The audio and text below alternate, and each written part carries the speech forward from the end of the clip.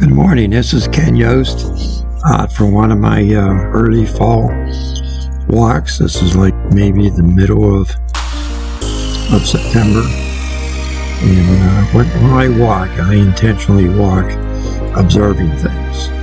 And the squirrels out in the park are always irritating, especially in the fall when they're gathering, eating nuts. And I get a big kick out of the ducks swimming in the water. I find that very relaxing to just stand there and stare for a while as they go by. This particular morning, I was startled by some crows calling out to each other.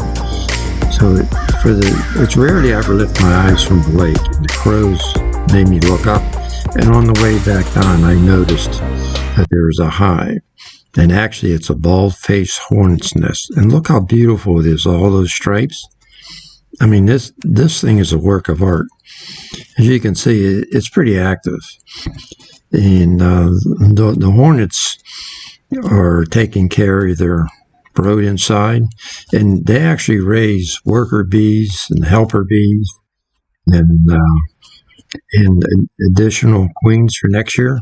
So I got my camera out of the car because I want to videotape this thing and record it. I have plans of coming out tomorrow morning, but look what I found.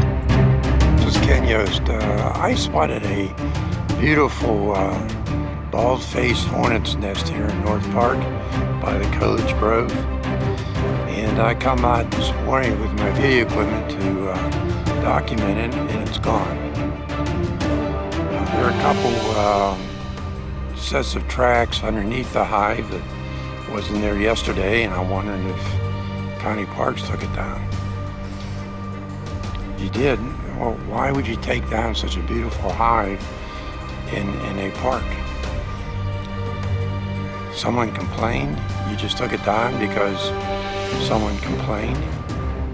What I didn't tell them, I noticed that there are some hornets. Normally it's like 15 or 20% always out foraging, and they come back and they're back at it again, building another hive. There seems to be quite a bit of urgency as to what they're doing. I mean, they're climbing all over each other trying to rebuild the hive, and then I find out what's happening. Inside there's a larvae and the queen bee is there.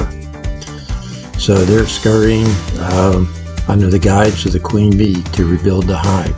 This hive is in October. There's not much time left. One day while the hive is under construction, I was home cutting grass. I just wiped out a whole bunch of flowers for bees. And anyway, I was cutting the grass and I stepped on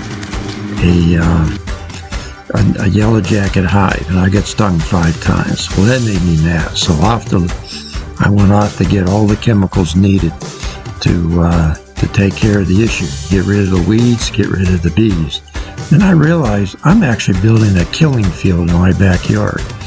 And I remember how upset I got with that hive disappearing. So I just bought basic fertilizer. As a matter of fact, this one's going to solve all of my future problems. I mean, how can you argue with that? So when I got home, I realized the raccoons had done it for me. They dug in there and dug up the cone in about a 2-day period. Meanwhile, back out of North Park, you can see the second layer is coming down over the hive. The hive's made out of a paperish type material. The bees pick up pieces of wood, rotted wood, and they mix it with their saliva. And from the flowers, they get nectar, and it makes a solution in their saliva. And they go back to their hive, and they work all the ingredients together, and they create a little ball. And if you watch this hornet, you look close, there's a ball behind the hornet's chin there between the legs. And they take part of the pulp from that ball, and they contribute their stripe to the hive. So all those stripes you see are the hornets depositing material that they gather to build. And it's actually single ply paper, and it's pretty rigid, and it can stand up to rain in storms and actually create heat inside to help grow the larvae, which are going to be future bees. This time of year, the larvae is mostly queen bees that are preparing to getting ready for next year. And here's the man's attempt at single-ply paper. I don't think humans are very good at that task. So they're scurrying along trying to get this second layer done. And as they put layers on, I imagine it gets pretty warm in there. So the bees build vents on top of the nest. As you can see, there's a third layer coming down now. And here's the vents, and they put cute little awnings over the vents to keep out the wind and the rain. So now they're raising males and queen bees. So the queen bees are fertilized by the males, and now the hornets are going in and out bringing back food. They actually bring back flies, caterpillars, and other insects to feed the larvae. So I come out one morning, it was about 30 degrees, and the hive has been vacated. That means the young queen bees went down into the ground to hibernate for next spring. So it's a little bit lonelier now in the mornings when I go for my walk. The hornets taught me a lot. They taught me my importance in the world. And here's the nest now. The nest has fed birds, bats, and even squirrels. They took advantage of the larvae and the dead hornets left behind.